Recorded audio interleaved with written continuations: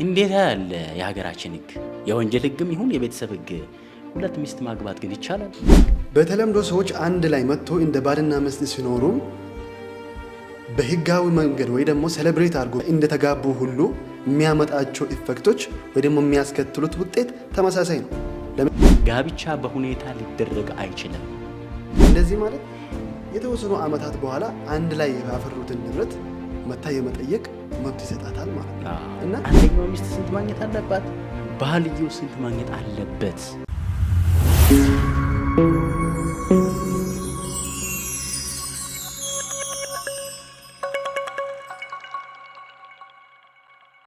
ሰላም ውድ ቤተሰቦች እንደምን ቆይታችኋል? ዛሬ በአዲስ ርዕስ ተመልሰን መጥተናል። በዛሬ የምናየው ስለ ቤተሰብ ጉዳይ ይሆናል። እስከ መጨረሻ ከኛ ጋር ከቆያችሁ አንድ ቁም ነገር ጨብጣችሁ እንደምትወጡ አልጠራጠርም። ቆይታችሁ ከኛ ይለይ። ተመልሰናል። ቦረና እንዴት ነህ? አለው ሽራ እንዴት ነው? ሁሉ ሰላም? ስራ ይመስገነው። ሳምንቱ ምን ይመስላል? በጣም ጥሩ በጥሩ ሁኔታ አሳልፈናል። ስራም ቆንጆ ነበረ። እንግዲህ ዛሬ መጀመሪያ ላይ አገባባችን ላይ ለመግለጽ እንደሞከርኩት ስለ ቤተሰብ ጉዳይ የምናወራ ይሆናል ማለት ነው። ምክንያቱም ይሄን ርዕስ የመረጥንበት ምክንያት ማህበረሰባችን ውስጥ በጣም አንገብጋቢ የሆኑ ጉዳዮች እዛ ዙሪያ ስለሚከሰቱ ነውና ዛሬ ከመረጥናቸው አንድ ታሪክ አንሳልንና ከዛ በኋላ እንሄዳለን ማለት ነው። አመሰግናለሁ ሽራ። እንግዲህ ዛሬ ለማንሳት እንደሞከርከው የቤተሰብ ጉዳይ ተኮር ቤተሰብ ላይ ያተኮረና የቤተሰብ ህጋችንን በተመለከተ በብዙ በተደጋጋሚ ጊዜ ባለፉት ጊዜያት በተለያዩ ሰዎች ህይወት ውስጥ እየገጠመ የነበረ ጉዳይ ዛሬም እየገጠመ ያለ አንድ ፋክት አንስተን እናወራበታለን ማለት ነው። እንግዲህ እስቲ ምንድነው የተፈጠረው የሚለውን ፋክት አንድ ፋክት ወይም ሲፈጠር የነበረው ነገር ምንድነው የሚለውን አጠር አድርጌ ለኦዲየንሶቻችን ልናገርና ከዛ በኋላ ደግሞ ወደ ህጉ መንፈስ እንመጣለን ማለት ነው። ህጉ ምን ይላል የሚለውን ነገር ለመምጣት ማለት ነው። እና እንግዲህ ምንድነው በዚሁ በሀገራችን ኢትዮጵያ አንዲት ትንሽ ከተማ ውስጥ የሚኖሩ አንድ እንግዲህ ሪሊ ኬዙ የነሱ ባይሆንም ለሰው እንዲገባ እከሌ እያልኩ የሰው ስም እየጠቀስኩ ባወራ አሪፍ ይመስለኛል። እና አቶ መሐመድና ሸምሲያ በ1982 ትዳር ይመሰርታሉ ማለት ነው። ትዳር መስርቶ አብሮ መኖር ይጀምራሉ። ኦልሞስት ለ15 ዓመታት በላይ ለሚሆን አንቲል 1995 አካባቢ አብሮ ይኖራሉ ማለት ነው። በሚኖሩበት ጊዜም የተለያዩ ንብረቶችን ያፈራሉ፣ ልጆችን ያፈራሉ። ነገር ግን በአጋጣሚ 1996 ላይ አቶ መሐመድ ሌላ ወይዘሮ ከዲጃን ጋር ሌላ አብሮ መኖር ይጀምራል ማለት ነው። ያው ከሸምሲያ ጋር ትዳሩን ሳይፋቱ ሸምሲያ ምንም አላለችም። ምንም መቃወም ያነሳችው ጉዳይም የለም። እሱ ሄዶ ኦልሬዲ ከከዲጃ ጋር ህይወት ይቀጥላል ማለት ነው። ከከዲጃም ጋር ኦልሞስት ወደ 9 እና ከዛ በላይ አመት ከኖሩ በኋላ ልጆችን አፍርቶ ከዛ በኋላ እንዳጋጣሚ መሐመድ ከዚህ ዓለም በሞት ይለያል ማለት ነው። እሱ በሚሞትበት ጊዜ ነው እንግዲህ አሁን ችግሩ የመጣው አሁን ነው ማለት ነው። እና ሸምሲያና ከዲጃ ናቸው ክርክር የጀመሩት። እነሱም ሁለታቸውም ንብረት ይገባኛል፣ ሸምሲያ እኔ ነኝ የመሐመድ ሚስት ስለሆንኩኝ ንብረቱን 50% ወይም ግማሹ መውሰድ ያለብኝ እኔ ነኝ ትላለች። ከዲጃም በሌላ በኩል ይሄን ታነሳለች ማለት ነው። ይሄን ጉዳይ እንግዲህ እንደ ምሳሌ የሰው ስም ጠቅሼ ብናገርም በጣም ብዙ ጉዳዮች ብዙ ሰዎች እንገጥመዋል ማለት ነው እስከዛሬ። ህግ ምን ይላል? ምን አይነት መፍትሄ ተሰጥቶታል? ይሄ ጉዳይ ላይ ማን ነው የሚወስደው? ንብረቱን ስለማን ነው የሚገባው? ዛሬ እንደዚህ አይነት ጉዳዮች እየገጠመ ያለው ሰው ካለስ የሆነ ነገር ጨብጦ እንዲወጣ ነው። ዛሬም አሉ ያልተፈቱ ችግሮችና ይሄን መሰል የሆኑ ጉዳዮች። ወደ መልሱ እንመጣለን ማለት ነው። እንግዲህ ከምን ጀምረን ብንመጣ ደስ ይለኛል መሰለ ቡሹራ? አንደኛ ስለ ቤተሰብ ምንድነው አስፈላጊነቱ፣ ምንድነው ፎርሜሽን ወይም ደግሞ አንድ ቤተሰብ እንዴት ሊመሰረት ይችላል የሚለው ጀምረን ከዛ በኋላ ይሄንን ያነሳነውን ጉዳይ እንፈታለን። እስከ መጨረሻው እንዲከታተሉን እየጋበዝን ማለት ነው። ቀጥል። በጣም ጥሩ። ያው ከስር መሰረቱ እንዴት ነው የሚቋቋመው? ፎርሜሽኑ እንዴት ነው? ዲፊኒሽኑስ ምንድን ነው? ቤተሰብ ስንል እኛ በሌይማን ኖሌጅ ማለት ነው የምናውቃቸው ቤተሰብ ብለን የምንጠራው ማህበረሰብ ውስጥ ብቻ ነው ወይስ ደግሞ ህግ ቤተሰብ ማለት ይሄ ነው ብሎ የሚሰጠው ዲፊኒሽን ደግሞ አለ የምለው ነገርም እናያለን ማለት ነው። እዚህ ውስጥ እንግዲህ በእውነቱ ቤተሰብ ማለት ምን ማለት ነው? ያንድን ማህበረሰብ መሰረትና የትልቁ የመገንቢያ አካል ነው ማለት ነው። ሀገር የምትባለው እያንዳንዱ የቤተሰብ ድምር ነው ማለት ነው። አንድ ላይ መጥቶ ሀገርን ራሱ የሚፈጥረውና ቤተሰብ ደግሞ በጣም በተለያየ መንገድ በደም በጋብቻ የተሳሰረና የመተጋገዝ የመተባበር ግዴታ ያለበት በዛውም ልክ አንድ ላይ በመሆን ንብረትም የማፍራትን የመሳሰሉትን አይነት መብቶችን ይሰጣል። መብት ሲመጣ ደግሞ ግዴታ መምጣቱ አይቀርም ማለት ነው። ግዴታም በዛው ልክ ይመጣል እና ቤተሰብስ እንዴት ነው የሚመሰረተው የሚሉ ጉዳዮችንም ስናይ የኢትዮጵያ ህግ ቤተሰብ የሚመሰረትበትን 3 መንገዶችን ሪኮግናይዝ ያደርጋል ማለት ነው። የመጀመሪያው ምንድን ነው? ጋብቻ ነው። ጋብቻ ቤተሰብን ይፈጥራል፣ ይመሰርታል። እሺ ጋብቻስ በየትኛው መንገድ ነው? ስንት መንገድ አለ ጋብቻ ስለመፈጠር? ሜይቢ እኛ ጋብቻ ነው ብለን የምናስባቸው መንገዶች ትክክለኛ መግቢያ ናቸው ወይ ደግሞ አይደሉም የሚሉ በህግ ያስቀመጣቸው ክሊር የሆኑ ነገሮች አሉ ማለት ነው። በክቡር መዝገብ ሹም የሚባለው ወይ ደግሞ ሲቪል ኦፊሰር ፊት ለፊት በመሄድ ጥንዶቹ አንድ ወንድና ሴት መጋባት እንደሚፈልጉ ለሱ ገልጸውት እሱ ደግሞ ሲቀበላቸው ያለውን ኮንትራት ተፈራርሞ ጋብቻ ይፈጽማሉ ማለት ነው። የመጀመሪያው ይሄኛው ነው ህግ ፊት ለፊት የሚባለው። ሁለተኛው ደግሞ በሃይማኖት በኩል ሁለቱም የሚከተሉትን ሃይማኖት በዛ ስርዓቱን በጠበቀ መልኩ ሲጋቡ በሃይማኖታዊ መንገድ ነው ብለን እንጠራዋለን። ህግም ከለላ ይሰጠዋል። አንደኛው ነው። የመጨረሻ ደግሞ የትኛው ነው? በባህላዊ መንገድ ከሁለቱ ጥንዶች የአንደኛው ባህል በሆነ መንገድ ይጋቡና ጋብቻው በዛ ይፈጸማል፣ ቤተሰብ ይመሰረታል ማለት ነው። እና እዚህ ጋር በጣም ደስ የሚለው ነገር ምንድን ነው?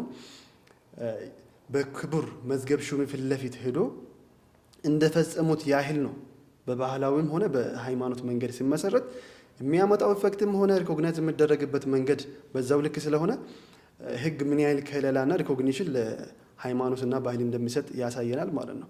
አንዱ ይሄ ነው፣ ቤተሰብ የሚመሰረትበት አንዱ ጋብቻ ብለናል። ሁለተኛ ደግሞ ምንድን ነው? እንዲሁ በተለምዶ ሰዎች አንድ ላይ መጡና እንደ ባልና ሚስት የመኖር ሁኔታ አለ። ይሄ በጣም የሚታወቅ ነገር ነው እና በዛው መንገድ ወደ ቤተሰብ ምስረታ ሰዎች ይገባሉ ማለት ነው። ቅድም እነዚህ 3 ነገሮች ናቸው ህግ ሪኮግናይዝ የሚያደርገው ብለናል። እንደዚህ ማለት ይሄ ኢሬጉላር ዩኒየን ብለን በእንግሊዝኛ የምንጠራውን ህግ ከለላ እየሰጠው ነው ወይ ደግሞ ሪኮግናይዝ እያደረገው ነው እያለን ነው። ለምንድን ነው ሪኮግናይዝ የሚያደርገው? ለምንድን ነው ከለላ የሚሰጠው ብለን ብንጠይቅ በተለምዶ ሰዎች አንድ ላይ መጥቶ እንደ ባልና ሚስት ሲኖሩ በህጋዊ መንገድ ወይ ደግሞ ሴሌብሬት አድርጎ እንደተጋቡ ሁሉ የሚያመጣቸው ኢፌክቶች ወይ ደግሞ የሚያስከትሉት ውጤት ተመሳሳይ ነው። ለምሳሌ እንደ ልጅ መውለድና ንብረትን እንደማፍራት ማለት ነው። ከ3 ዓመትና ከዛ በላይ አንድ ላይ ከኖሩ አንድ ላይ መጥቶ የኖሩ አንድ ወንድና ሴት ማለት ነው ምን ይፈጠራል? ንብረት አንድ ላይ የጋራ መሆን ስለሚጀምር የህግ ከለላ ይሰጣቸዋል። የመጨረሻው ደግሞ አዳፕት በማድረግ በጉዲፈቻ ማለት ነው። በጉዲፈቻ መውሰድ የምትፈልገውን በህግ ፊት ለፊት ኮርት በመሄድ ሪኮግኒሽን በመስጠት ምን ይደረጋል? ጉዲፈቻ ይመሰረታልና በእነዚህ በ3 መንገዶች ቤተሰብ ይመሰረታል ማለት ነው።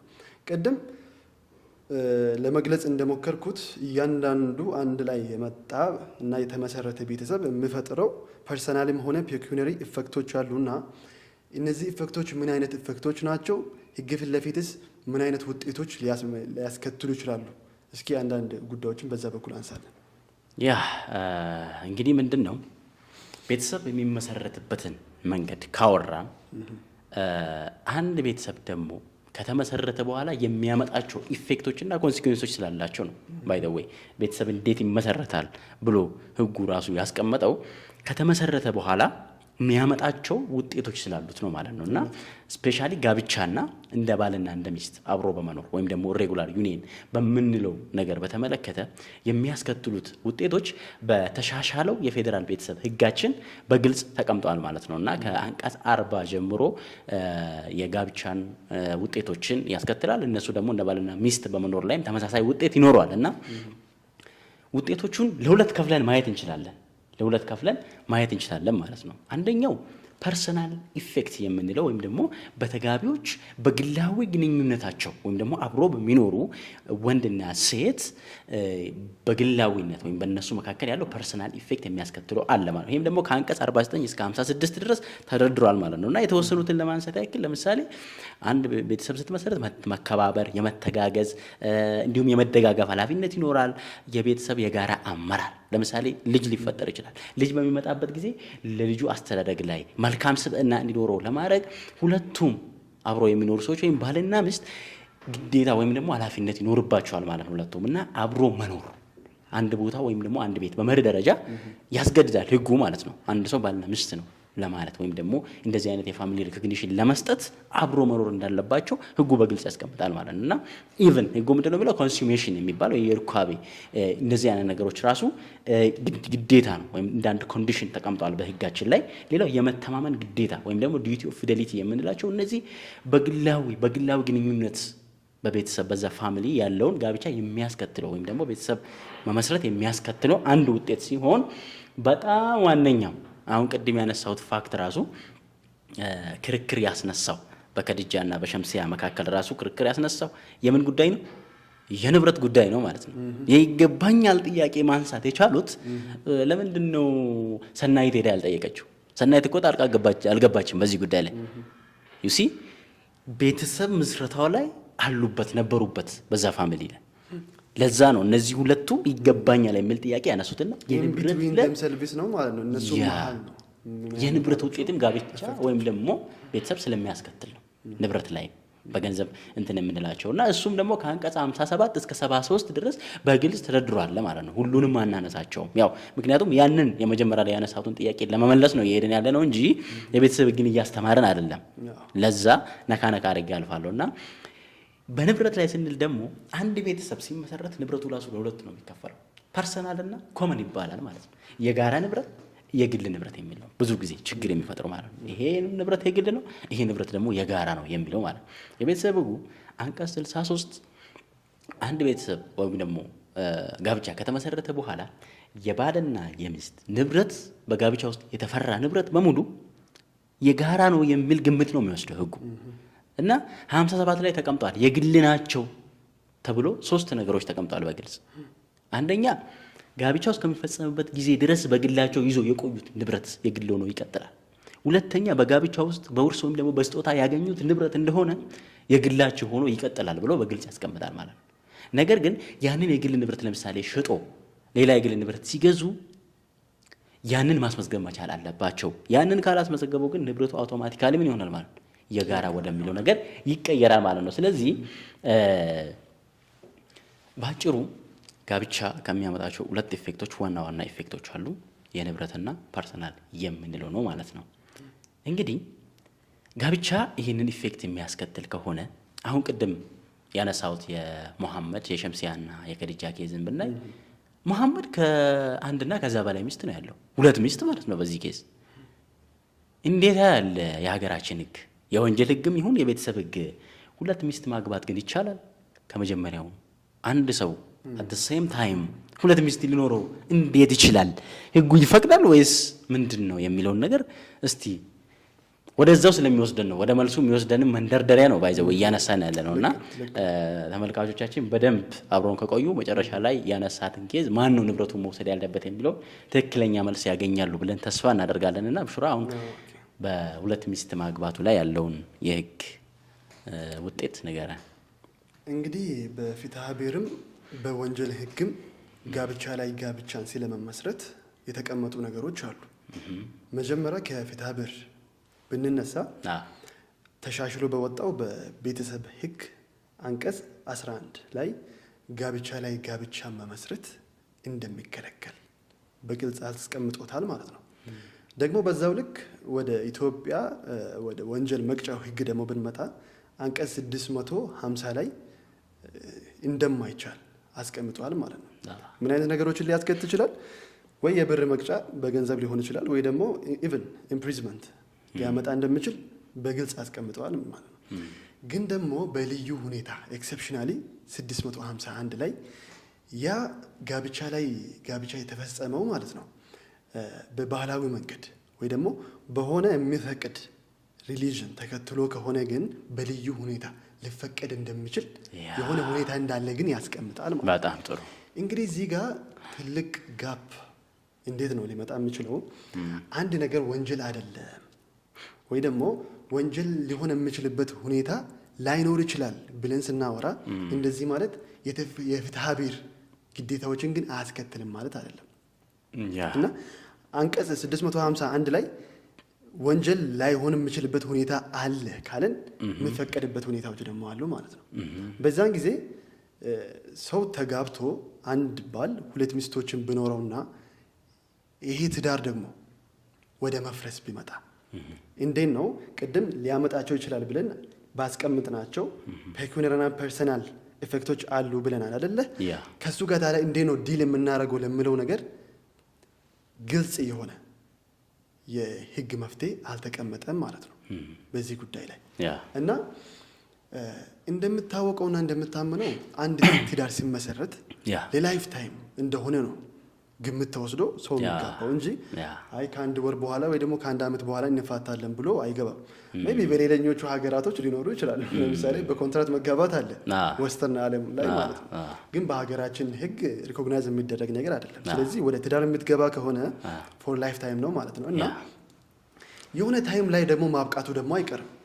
በአንድ መንገድ ይሆናል ወይ በሌላ እንጂ ማብቃቱ ደግሞ አይቀርምና ትዳር ወይ ደግሞ አንድ ላይ የተመሰረተው ይሄ ቤተሰብ ሊፈርስ የሚችልበት አጋጣሚዎች ምን ያህል ነው ያሉት? የኢትዮጵያ ህግ የትኛው ነው ሪኮግናይዝ የሚያደርገው? እስኪ በዚህ ጉዳይ ላይ አድሬስ የምታደርገው ነገር ካለ። ያ እንዳልከው ነው። አንድ ሰው ቤተሰብ ሲመሰርት እንደ ባልና ሚስትም አብሮ ይኑር፣ ጋብቻም መስርቶ አብሮ ይኑር፣ የሆነ ጊዜ በሆነ ምክንያት ሊፈርስ ይችላል። የተሻሻለው የፌዴራል የቤተሰብ ህጋችንም ይህ ጋብቻ ሊፈርስባቸው የሚችሉትን 3 መንገድ ብቻ ነው ያስቀመጠው። አንደኛው ምክንያት በሞት ነው። ከተጋቢዎቹ ወይ እሱ ወይ እሷ ከሞተች ወይም ደግሞ የመጥፋት ውሳኔ በአንዱ ላይ ከተላለፈ። ምክንያቱም የመጥፋት ውሳኔ ተላለፈ ማለት እንደሞተ ይገመታል፣ ተመሳሳይ ውጤት ስላለው ማለት ነው። ሁለተኛ ጋብቻ ሲመሰረት ሊሟሉ የሚገባቸው መስፈርቶች አሉ። ኢሴንሻል ኮንዲሽንስ ብሎ የቤተሰብ ህጉ ያስቀመጣቸው ከነሱ አንዱ እንዳልተሟላ በታወቀበት ጊዜ ፍርድ ቤቱ ያንን ጋብቻ አውቶማቲካሊ ውድቅ ሊያደርገው ይችላል። ሶስተኛና የተለመደውና ፍርድ ቤትን የሚያጨናንቀው ጉዳይ ደግሞ በፍቺ ወይም ደግሞ በዳይቮርስ አንድ ትዳር ወይም ደግሞ አብሮ የሚኖረው አንድ ትዳር ሊፈርስ ይችላል ወይም ጋብቻ ማለት እንችላለን ማለት ነው እና የቤተሰብ ህጋችን እነዚህ 3ቱን ያስቀምጥ እንጂ በተለያየ ጊዜ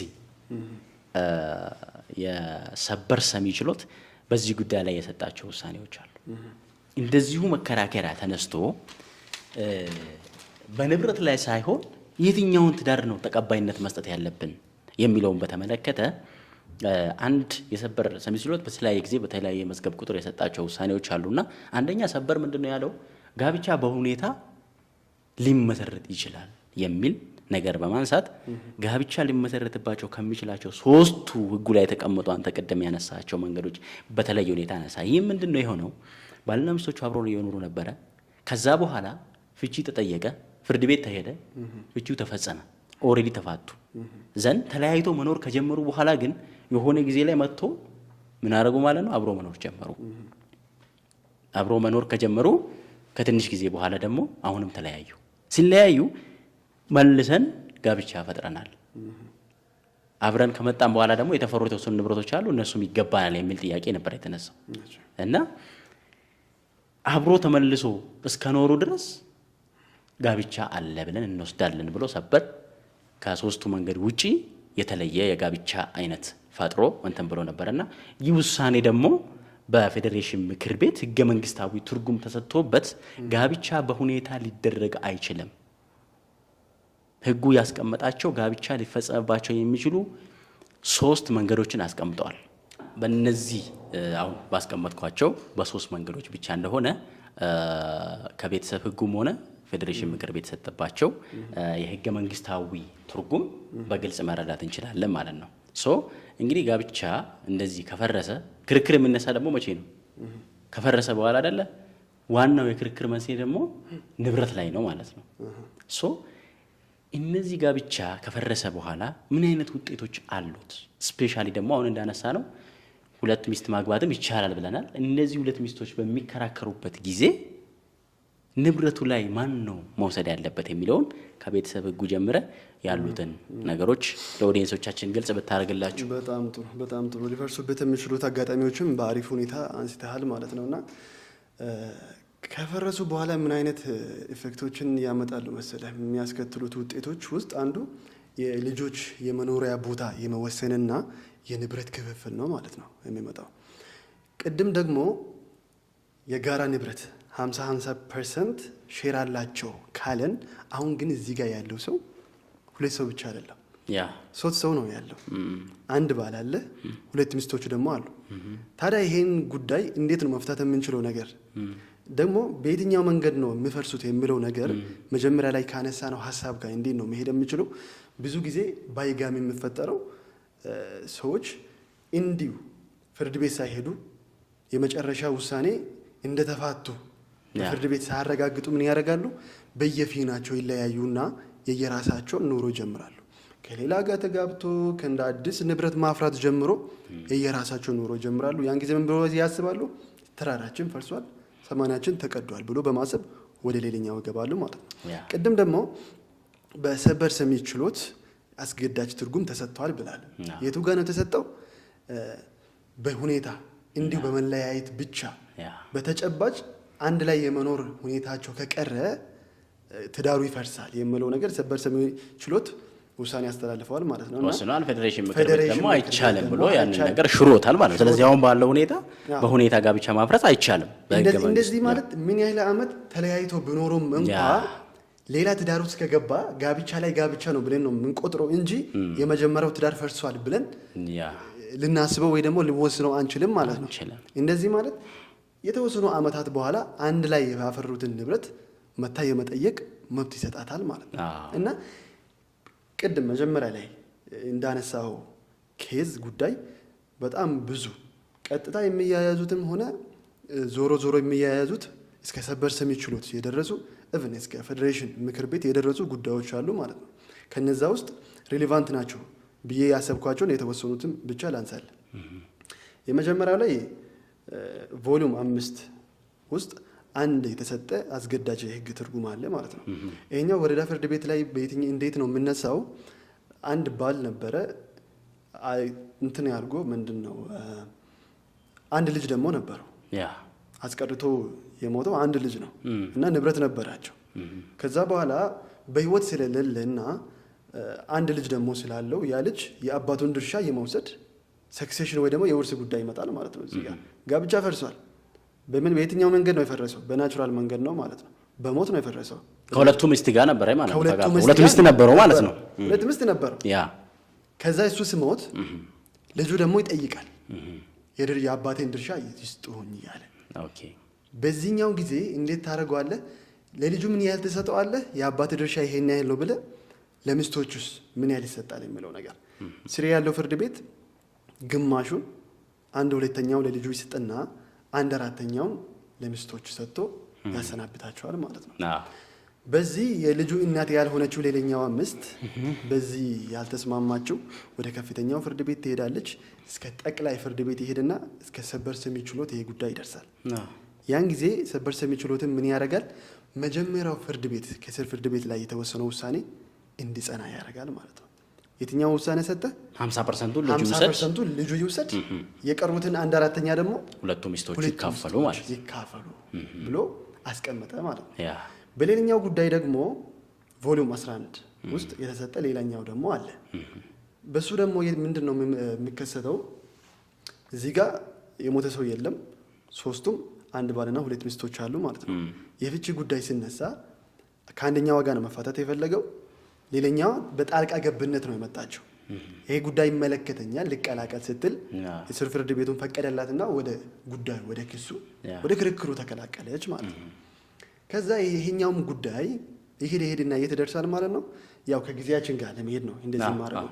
ስር ፍርድ ቤት ብቻ ያለበትን ያስቀመጠው ምክንያቶች ብዙ ነገሮችን እስከ ጠቅላይ ፍርድ ቤት እያነሳን ብንሄድ ጊዜ ሴሽን አንዱ ውሳኔ ራሱ ዲስከስ እያደረግን መዋል ስለምንችል ማለት ነው። በዚህኛው ደግሞ ምንድን ነው የሚሆነው? ተጠሪዋ ግማሽ ድርሻውን ትውሰድና ሌላኛው ተጠሪ ማለት አንደኛው ሚስት ማለት ነው። ሌላኛው ሚስት ደግሞ ከባልየው ድርሻ 1/2ኛውን ትካፈል ተባለ። ያተቀመጠው ይሄ ምክንያት እዚህ ጋር ምንድን ነው? ለረጅም ጊዜ የኖረችው ሌላኛው ሚስት ስለሆነች ከባልየው ጋር እሷ ይገባታል ማለት ነው ያስቀመጠው። ግን አመቱን ብቻ በማየት ማለት ነው። አመቱን ብቻ በማየት እንደኔ በጣም ብዙም ውሃ የሚያነሳ ምክንያት ሆኖ አልታየኝም። ምክንያቱም ባልየውስ ረጅም ጊዜ ከእሱ ጋር በመቆየት ከሆነ ዋነኛው ፍሬ ነገር እሱ ጋር መቆየት ከሆነ እሱ ሳይገባም ወይ እዚህ ጋር እኩል መብት አላቸው ተብሎ የተቀመጠው በህገ መንግስት ላይ የሰው ልጅን እኩልነትን የተቃረነ አይደለም ወይ ብለን ልናነሳው እንችላለን። በዛው ልክ ለተጠሪው 1/4ኛ ተሰጥቶ ለሀዝባንድ ወይ ደግሞ ለባልየው 1/4ኛ ሌላኛው ያቀረችም ግማሽ ትቀበል የተባለበት ሁኔታ አለ። እዚህ ጋር ደግሞ የታየው ምክንያት ምንድን ነው? ግማሽ የወሰደችው ሚስት ኮንትሪቢዩሽን ይበልጥ እሷ ነው ያላት፣ አስተዋጽኦ ያደረገችው እሷ ስለሆነች በትልቁ ማለት ነው ለእሷ ይገባታል ብሎ ያስቀመጠው ነገር አለ እና ታዲያ በተለያዩ ግን የሚመሳሰሉ ፍሬ ነገራቸው ጭብጣቸው ተመሳሳይ የሆኑ ጉዳዮች ላይ የተለያየ አስገዳጅ የህግ ትርጉም ሲሰጥ እያየን ነው ማለት ነው በሰበር ሰሚ ችሎት እና በእነዚህ ውሳኔዎች ላይ ጸንተን አንድ ጉዳይ ወደ አንተ ብመጣ ይሄ ነው በዚህ መንገድ ነው አድሬስ ማድረግ የምንችለው ላይክ ብለህ ለመደምደም የሚያስችል አይመስለኝም። ስለዚህ ይሄ ነገር ደግሞ ወዴት ይወስደናል ማለት ነው? ሃውስ ኦፍ ፌዴሬሽን ወይ ደግሞ የፌዴሬሽን ምክር ቤት በእነዚህ ጉዳዮች ላይ ያስቀመጠው ነገርስ ምንድን ነው ብለን የመጨረሻው አውቶሪቲ ስለሆነ ፌዴሬሽን ምክር ቤት ምንድን ነው የሚያደርገው? አስገዳጅ የህግ ትርጉም እንደ ሰበር ሰሚ ችሎቱ ሳይሆን የኮንስቲቱሽንን ማለት ነው ህገ መንግስትን ነው ትርጉም የሚሰጠው። የመጨረሻ ባይንዲንግ አውቶሪቲ ያለው እሱ ስለሆነ እና በዚህ ጉዳዮች ላይ ያነሳቸው ሀሳቦች ካሉ አንተም ማንሳልንና መጀመሪያ ላይ ያነሳ ነው ጉዳያችንን ወደ መፍትሄው እናመጣለን ማለት ነው። ባይዘዌ እያንዳንዱ ከመጀመሪያው ጀምሮ እስካሁን እያወራን ያለናቸው ነገሮች ያው ኦዲየንሳችን እንዳይረሱ የምፈልገው ነገር ስቲል የነ ከዲጃ ሸምሲያና መሐመድ እንኳን ኦሬዲ ሞተዋል። ከዲጃና ሸምሲያን ጉዳይ ለመፍታት ነው ይሄንን ሁሉ ጥረት እያደረግን ያለ ነው ማለት ነው። ምክንያቱም ሁለቱም ስቲል እየተከራከሩ ነው። ለማን ነው ያለው እንግዲህ ቀላል ነገር ሊመስለን ይችላል ባይዘው ይሄ ነገር ምክንያቱም በጣም ትልቅ ንብረት ሊሆን ይችላል፣ በጣም ከባድ የሆነ ንብረት ሊሆን ይችላል፣ በሚሊዮን ምናምን የሚቆጠሩ ትልልቅ ንብረቶች ስላሉ ነው እና ይህ ጉዳይ በጣም ሴንሲቲቭ መሆኑን ደግሞ እንረዳለን እና ሃው ማች ዳኞች ራሱ የሰበር ሰሚ ችሎት ዳኞች በተለያየ ጊዜ 5 ሆነው የሚሰየሙበት ነው። ሰበር የወሰነው ውሳኔ እንደ ህግ ተቆጥሮ በስር ፍርድ ቤቶች ላይ ተፈጻሚነት አለው። እነሱ ራሱ በተመሳሳይ ጉዳይ የተለያየ ውሳኔ በተለያየ ጊዜ እያሳለፉ የመጡበት ሃውስ ኦፍ ፌዴሬሽን ደግሞ ህገ መንግስታዊ ትርጉም እየሰጠ እነሱን የሰጡትን ውሳኔ እየሻረ የመጣበት የተለያየ ጉዳይ እናያለን ማለት ነውና ይሄ ነገር ሃው ማች ብዙ አካዳሚሽያን ሪሰርች ተሰርቶበታል። ባይዘው ይሄ ጉዳይ በጣም ቀላል ነገር ሊመስለን ይችላል እና ከቤተሰብ ህግ በጣም ሴንሲቲቭ በጣም ዋነኛው እና እኔ በርግጥ የሆነ ነገር ማለት እንችላለን ሃውስ ኦፍ ፌዴሬሽን ምን አለ ልንል እንችላለን፣ ግን ስቲል ሴትልድ ነው። ሁሉንም ሰው አርክቷል ወይ? ሁሉንም የህግ ባለሙያ በዚህ ጉዳይ ላይ በተሰጠው ውሳኔስ አምኖበታል ወይ? አካዳሚሽያኖች፣ አስተማሪዎች፣ ምሁራን፣ ተመራማሪዎች በህግ ላይ ሪሰርች እየሰሩ ጥናት እየሰሩ ያሉ ብዙ ሰዎች አሉና እነሱ ራሱ ተስማምቶበታል የሚለው እንዳለ ሆኖ ነገር ግን የተለያዩ ውሳኔዎችን ሰበር ከሰጠ በኋላ አሁን ፌዴሬሽን ምክር ቤት የሰጠ አንድ ውሳኔ ደግሞ ምንድነው ወይም ደግሞ ህገ መንግስታዊ ትርጉም ደግሞ ምንድነው? ሁለቱ ሚስቶች እንዲሁ ይከራከራሉ ማለት ነውና እሱ እንግዲህ ንብረቱን አንዱን ማውጣት አልፈለጉም። አሁን ስቲል ማወቅ ያለብን ሰበርም ሆነ የፌዴሬሽን ምክር ቤት ልዩነት እያመጡ ያሉት በምን ላይ ነው? ምን ያክል ይገባቸዋል በሚለው ላይ እንጂ አንደኛዋ ሚስት አይገባትም አላለም። አንደኛዋ ደግሞ ሌላኛዋ ሚስት አይደለችም ማለት ነው አላለም። ይሄ ሁለቱን ያንን አክሴፕት ተደርጓል። ያ ሪኮግኒሽን ተሰጥቶ የተለያዩት ግን አንደኛው ሚስት ስንት ማግኘት አለባት፣ ባልየው ስንት ማግኘት አለበት፣ ስንት ድርሻ መሰጠት አለበት። ምክንያቱም ባሉ ሞቷል አይደለ? ልጆች አለው ባይዘዌ የባልን ኢንተረስት እዚህ ጋር ማስጠበቅ ያለብን ለልጆች ኢንተረስት ነው። ቤስት ኢንተረስት ኦፍ ዘ ቻይልድ የሚል ትልቅ ፕሪንሲፕል አለ ማለት ነው። እና ያንን እንትን በማድረግ ነው እና ፌዴሬሽን ምክር ቤት በመጨረሻ የሰጠው አንድ ውሳኔ ምንድን ነው ማየት ያለብን እያደረጉትን አስተዋጽኦ ነው። የመጀመሪያው ሚስት ቤቱ የተሰራው መጀመሪያ ቤቱ የተሰራው ከኔ ጋር ከተጋባን በኋላ ነው። እኔ አብሬው እየኖርኩ እያለው ነው ያ ቤት የተገነባው ነው ክርክሯ። ከዛ ከሷ ከተለያዩ በኋላ ደግሞ ሌላኛ ሚስት አገባ። ሌላኛው ሚስት ደግሞ እዛ ግቢ ውስጥ ሌላ ተጨማሪ ቤት ሰርቻለሁ፣ ስለዚህ እኔ ነኝ መካፈል ያለብኝ የሚል ክርክር ነው መታነሳው። ስለዚህ ፌዴሬሽን ምክር ቤት ያደረገው ምንድን ነው? አንዱ ማውጣት አይቻልም። ምክንያቱም አንደኛ ሕገ መንግስት አንቀጽ 25 የእኩልነት መብት አለ። ሁለተኛ አንቀጽ 34 ባልም ሚስትም ሴትም ወንድም በትዳር ውስጥም ከትዳር በኋላ ምን አላቸው? እኩል መብት እንዳላቸው ያስቀምጣል። ስለዚህ ፌዴሬሽን ምክር ቤት መጨረሻ ላይ ምንድን ነው ያደረገው? ሁለቱም ባደረጉት አስተዋጽኦ ልክ ድርሻቸውን ይውሰዱ ነው ያለው። ባደረጉት አስተዋጽኦ ልክ ያንን አስተዋጽኦ ያደረጉትን ፕሩፍ ካደረጉ በኋላ እኔ ይሄን ያክል ኮንትሪቢዩሽን አድርጌያለሁ፣ የኔ ሮል ይሄ ነው፣ ይሄን ያክል ብር ነው ብሎ ፕሩፍ ማድረግ ያለባቸው እነሱ ነው። ባረጋገጡ ልክ በዛ ንብረት ላይ በለፉት ልክ ሁሉም የራሱን ማግኘት አለበት የሚል አይነት ነገር ውሳኔ ላይ ደርሷል። አሁን ላይ ሕገ መንግስታዊ ትርጉም የተሰጠበት ነገር ግን ስቲል ሴትልድ ሆኗል ብዬ ደግሞ አላስብም። ምክንያቱም ብዙ ሰዎች ሪሰርች እያደረጉበት ነው። ስቲል አሁንም እኛ በዚህ ፖድካስት ይሄ ነው መልሱ ብለን ለመስጠት አይደለም ዋና አላማችን ማለት ነው። እና ምንድነው ግን አላማችን ዛሬም ቢሆን ስላሉ ነው ፐርሰናሊ የሚገጥሙ ጉዳዮች ስላሉ በትክክል እንደዚህ አይነት ኬዝ ውስጥ ያሉ እንዴት እናርግ ምን እንሁን ብሎ የሚጠይቁ ሰዎች ስላሉ ነው። እና አንደኛ እቺ አንድ መንገድ ትሆናቸዋለች፣ የሆነ ነገር ምን ሊሆን ይችላል የሚለውን አንድ ግምት እንዲወስዱ ነው። በሁለተኛ ደግሞ ተጨማሪ ምክር ከነሱ አቅራቢያ ካለው ባለሙያ ጋር ቀረብ ብሎ ተጨማሪ ምክር እንዲወስዱና ያለውን ነገር እንትን እንዲሉ። ምክንያቱም በኋላ ላይ ክርክር መነሳቱ የማይቀር ጉዳይ ነው ይሄ ጉዳይ ባይዘው እና ትልቅ ንብረቶች ቢሆኑ የሚቆም ጉዳይ አይደለምና ስቲል ሴትልድ ሆናል ብዬ አላስብም። ኦፕን አድርገን ነው የምንተው። ስፔሻሊ ደግሞ ለሎየሮች፣ ለአካዳሚሽያን አስተማሪዎችም ሊሆን ይችላል፣ ተማሪዎችም ሊሆን ይችላል። ስቲል የራሳቸውን ጥናት ከተወሰኑ ሰበሮችም የቤተሰብ ሕጉንም ሕገ መንግስቱንም ሁሉን ነገር አብሮ በማያያዝ አሪፍ ጥናቶች አሁንም መሰራት ይችላሉ በዚህ ጉዳይ ላይ ብለን እናስባለን። እና ባይዘወይ እነዚህ ጉዳዮች በብዙም የምነሱ አይነት ኢሹ ሆኖ አንዳንድ ሰዎች ላይታያቸው ይችላል። ግን በተለይ ወደ ገጠራማ አካባቢዎች ብትሄድ 2-3 ሜቢ ከዛ በላይ ሚስት ያላቸውን ሰዎችን ታያቸዋል።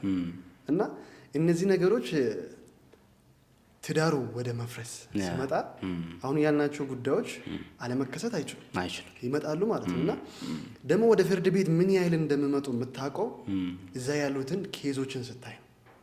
ዴይ ቱ ዴይ እዛ የሚቆሙ ሰዎች በጣም ብዙ ናቸው።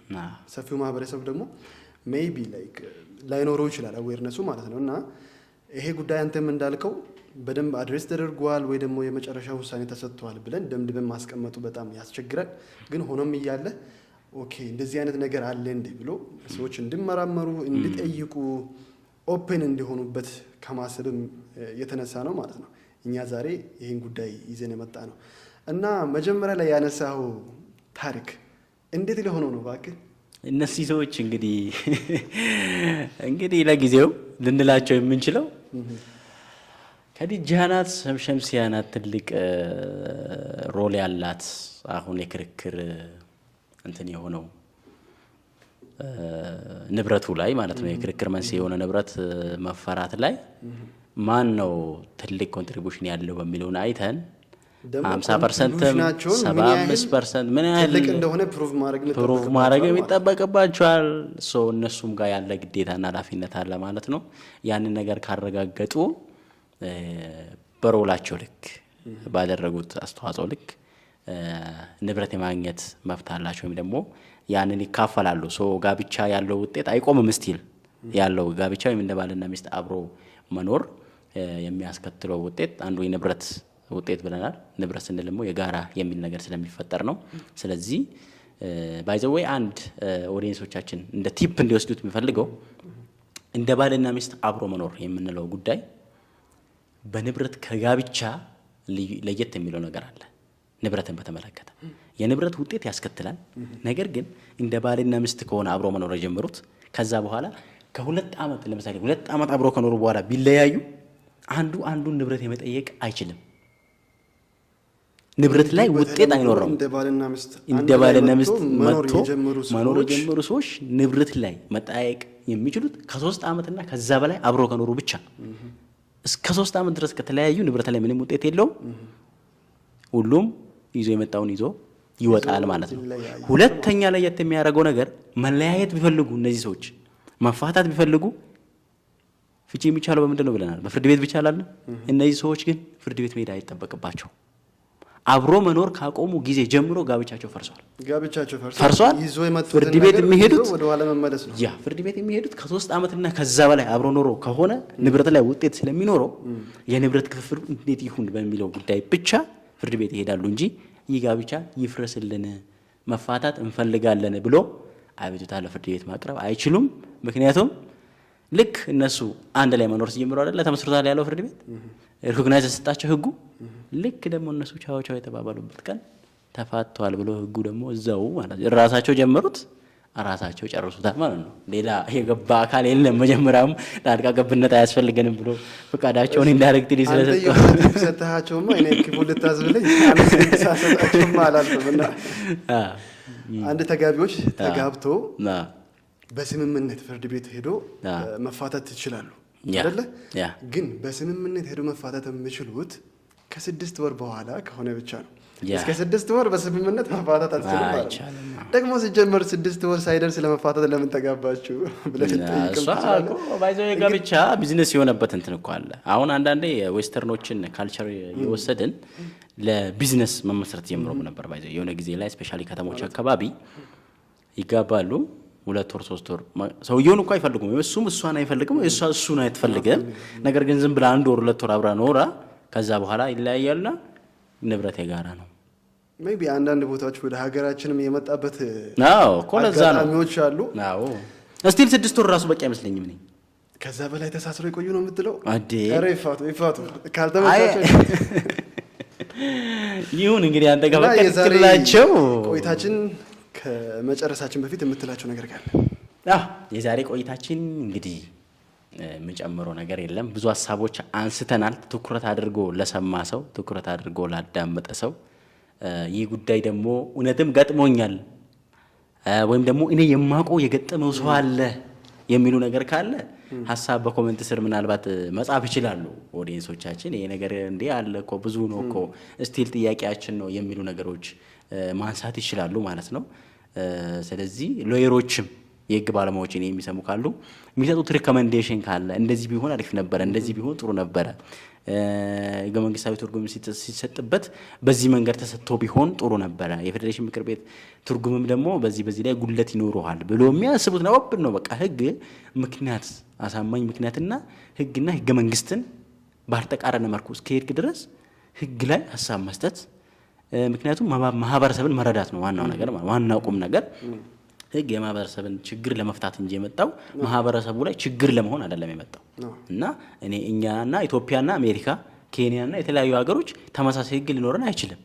ምክንያቱም በአኗኗር ካልቸር አለ፣ ሪሊጅን አለ። ያው አሁን አንዱ ማሳያ 2 እና ከዛ በላይ ሚስቶች ቢኖሩ አንዷ ሚስት አይደለችም ብሎ አለማባረሩ ራሱ ለሁለቱም ሪኮግኒሽን መስጠት ራሱ አንድ ምን ያክል የማህበረሰብን እሴት ህጉ ሪኮግናይዝ እንዳደረገና ፕሮቴክት ለማድረግ ጥረት እያደረገ እንደሆነ እንረዳለን። እና በዚህ ጉዳይ ላይ ስቲል ኦዲየንሶቻችን ይመራመሩ። ከዚህ በኋላ ደግሞ የሚመጡ ነገሮች አዳዲስ ነገሮች በዚህ ጉዳይ ላይ ካለ በተለያየ አጋጣሚዎች ሌላ ፕሮግራም ይዘን እንኳን ቢመጣ በመሃል ይሄን ነገር ማንሳት እንችላለን ማለት ነው።